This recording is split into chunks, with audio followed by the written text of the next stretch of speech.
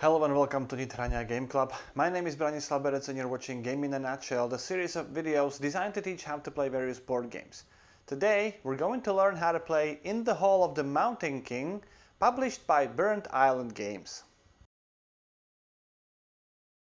Place the game board in the middle of the table, and this autumn side is for a 3-player game, and this winter side is for 4- and 5-player games. 2-player game can be played on either side. Shuffle the deck of spell cards and place it face down somewhere next to the game board. Then draw and reveal the first 3 cards face up. Now create the horde. Take these troll cards and shuffle each deck separately. Then draw 5 cards from the first deck, 4 cards from the second deck, and 3 cards from the third deck. Place all the pedestals in the bag, mix them thoroughly, then randomly draw 4 of them, and place one of them on each level 2 troll card in the horde. Then place these 3 pedestal reminder tokens on each level 3 troll. Then place these 2 coronation tokens near the horde with the 5 token on top of the 3 token. In a 2-player game, remove the 5 token from the game and play only with the 3 token. Shuffle these workshop tiles face down, and then reveal 2 tiles per player plus 1 more. So in a 4-player game, reveal 9 tiles in total. Keep these revealed workshops in a supply, somewhere on an unused corner of the game board. You can return the remaining tiles back into the box. If you wish, you can choose instead of randomly selecting these tiles, or at least replacing any duplicates. Now place statues onto the statue spots on the game board. Randomly pick the statue of any color and place it on any random spot on the game board.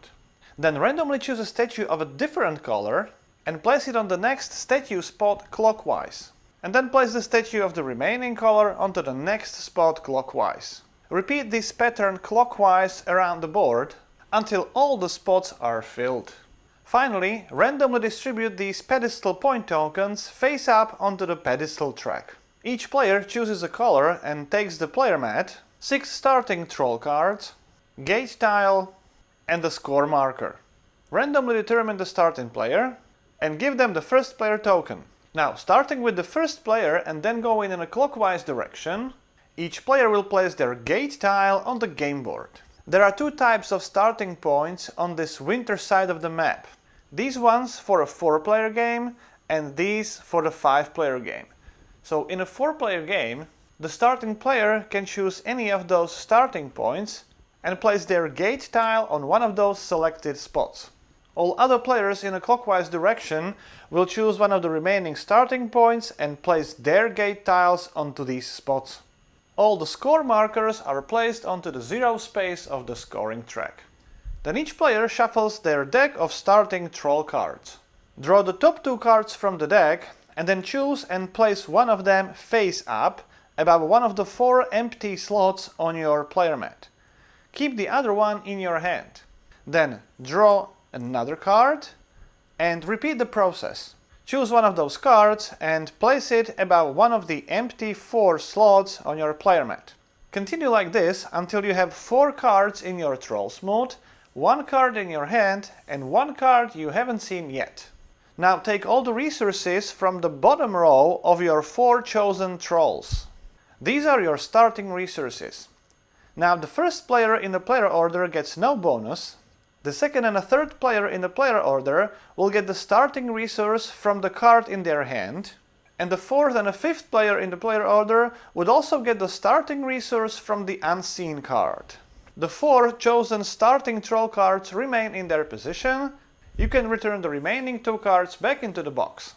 Now you're ready to start the game. In this game, players take turns, starting with the first player and then continuing in a clockwise direction. On your turn, you perform the following 4 steps in this exact order. First, you may cast 1 spell, and then you may activate one of your workshops on the game board. In the second step, you must either recruit 1 troll or dig 1 tunnel and score that tunnel. In the third step, you may dedicate 1 great hall. And then in the fourth step, you may move statues. Now I will cover each step in more detail. In the first step, you can cast one spell and activate one of your workshops. You may do both, or just one, or neither. However, on your first turn, since there is no workshop on the game board yet, you can only cast a spell, and I'll come back to the workshops later in the video. So, to cast a spell, you have to pay one rune, place it onto the spell you wish to use, and then you can use the effect of that spell. If your rune is the third rune on the spell, after using the effect of the spell will disintegrate. Return all the runes back to the general supply, then move the spell card to the bottom of the spell deck, and then draw new spell card. In the second step, you must choose one of the two options, either recruit or dig. When you decide to recruit a troll, choose one of the troll cards, take that card, add it to your troll's mood, and then trigger the cascade. That means gaining resources from the new card and also from all the cards beneath it. When you take the card from the bottom row, take it for free. However, if you choose a troll from the second row, you have to bribe the trolls from the first row. After you choose a card, you have to bribe two trolls beneath that card. And you bribe them by paying one coin from your supply. And if you choose the troll from the top row, let's say this one, you have to bribe both trolls from the second row, again by spending coins from your supply. And then you need to bribe all trolls from the first row that are beneath these two trolls in the second row, again by spending one coin from your supply. So you have to bribe some sort of a pyramid beneath the troll you want to recruit. If you wouldn't have enough coins for bribing, you cannot recruit that particular troll. When taking the card, collect all the bribes the chosen troll was holding and place them into your personal supply, and after taking the card, immediately replenish the empty space. When you take the troll from the second row, in addition to taking all the bribes, also take the pedestal and place it into your storage. When you draw the new card, randomly draw a new pedestal from the drawback and place it onto that card. If you run out of pedestals, then no new pedestals are added onto the troll cards. When you recruit the troll from the top row, this token indicates that you can take the bag and choose the pedestal you want. So you don't draw it randomly, you can choose it from the bag. After recruiting the troll, you have to add it to your troll's mood. You have to place it above and between two other existing trolls. If there are multiple options, you can choose whichever you want. You're basically building a pyramid. Then, starting with the troll you have just added to the troll's mood, you activate each troll underneath that card and each troll underneath those trolls. So again, you're activating the entire pyramid, starting with the card you have just added. So if I would add the card here, I would only activate this card and these two cards. Now, when the troll is activated, it gains all the resources depicted, but only in case those resources are not yet on that card. So this troll would receive all the 3 resources depicted. However, this troll already holds a card and a coin, so I can only add the rune to that troll. This one would get both resources. Now the trolls from the bottom row only get the resources from the top row. The resources in the bottom row are starting resources. That means I only add 1 hammer to this troll. With that, the activation is completed. When you have to pay resources, you can take the resources from your storage or also from your troll cards. Ideally, you take them from the troll cards, because if the card has no resource on it, it will get a resource during the activation. After you're done recruiting, if there is any troll holding 4 bribes, that troll retires happily. Return the bribes to the general supply and discard the troll to the bottom of the corresponding deck. Then refill the empty space with the new troll card. If you need to draw a new troll, but there is no troll in the corresponding deck, draw the troll from the next higher level deck. In case there is no card in the higher level deck as well, draw the card from the lower level deck. When you decide to dig a tunnel, first choose an available tile from the supply. There are tiles with 2, 3, 4 or 5 squares on them. And to build a tile, you need to spend as many minerals of the same type as there are squares on the tile. And by minerals, I mean stone, iron or hearthstone. So to build this tile with 4 squares, I would need 4 minerals of the same type. Let's say 4 stones. Remember, when you pay resources, you can pay the resources from the troll cards and from the storage as well. Then immediately score the victory points based on this table on your player mat. The score depends on the size of the tile and on the type of the mineral you spent. When you place the tile, you can rotate the tile, flip the tile any way you want. However, you have to place it so that it's adjacent to your network. At the start of the game, your network only consists of your gate tile, so the first tile has to be adjacent to the gate tile. To be adjacent, the tiles have to have one side connected. Diagonally adjacent tiles are not connected. If the new tile covers any buried resources, you take those resources immediately. In this case, it was 1 coin and 1 stone, which are added to your storage. If the tunnel you just dug is adjacent to any empty workshop site, you may choose one of the remaining workshop tiles and add it to that site. Notice that it is possible to add multiple workshops with digging just one tunnel. Also note that the workshop is not part of your network, which means placing the tile like this is illegal, because the tile is not adjacent to other tunnels.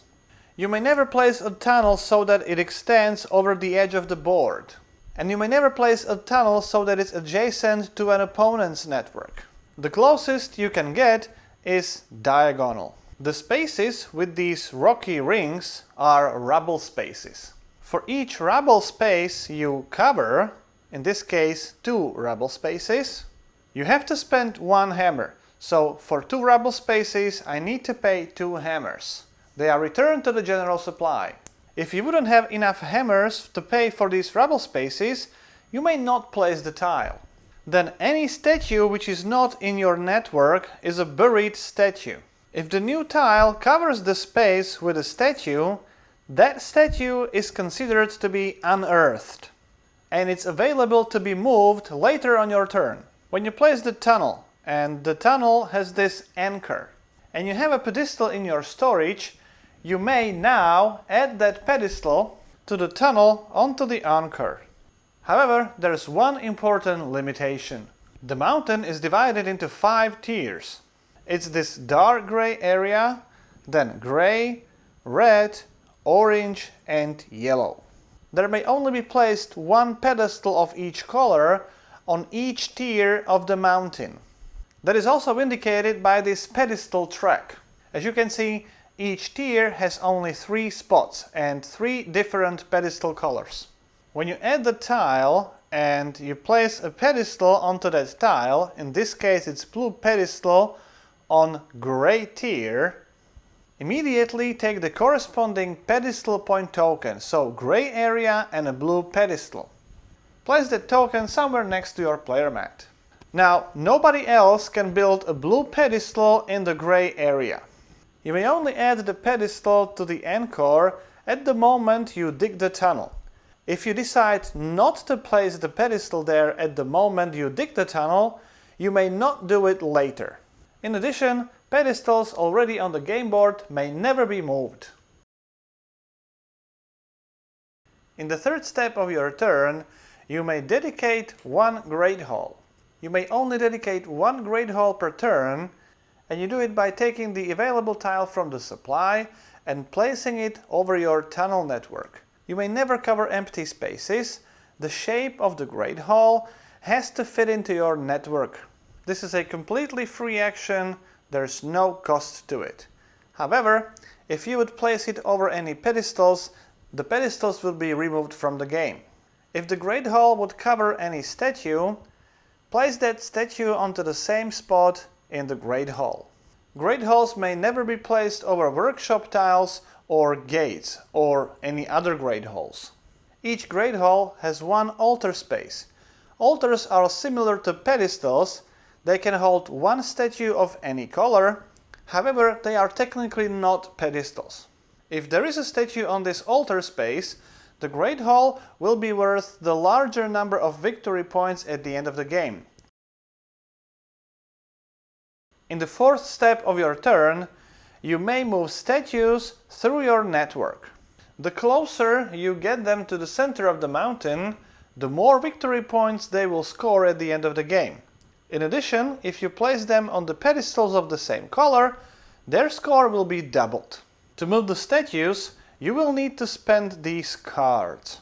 Each card you spend allows you to move your statue onto another space of the same tunnel or onto any space in an adjacent tunnel. Spent cards are placed into a general reserve. Now, to clarify the term tunnel, it is obviously any tunnel tile, also the gate tile. Great Hall is also a tunnel tile, and also any portion of the tunnel that is sticking out from under the Great Hall is also considered a separate tunnel. Workshops are never considered part of your network, so they are not considered to be tunnels. So if I would decide to move this orange statue, I would need one card to move it to the gate tile, another card to move it to this portion of the tunnel that is sticking out from under the Great Hall, then another card to move it onto the Great Hall, and then potentially another card to move it away from the Great Hall. When you use the cards from your storage or cards from this kind of symbol, you can move the statue of any color. However, when you use the card that comes from this symbol, you can only move the statue of the same color. So in this case, I could only move the statue of the white color. Only one statue may occupy a single square at a time, but they may pass through each other while moving.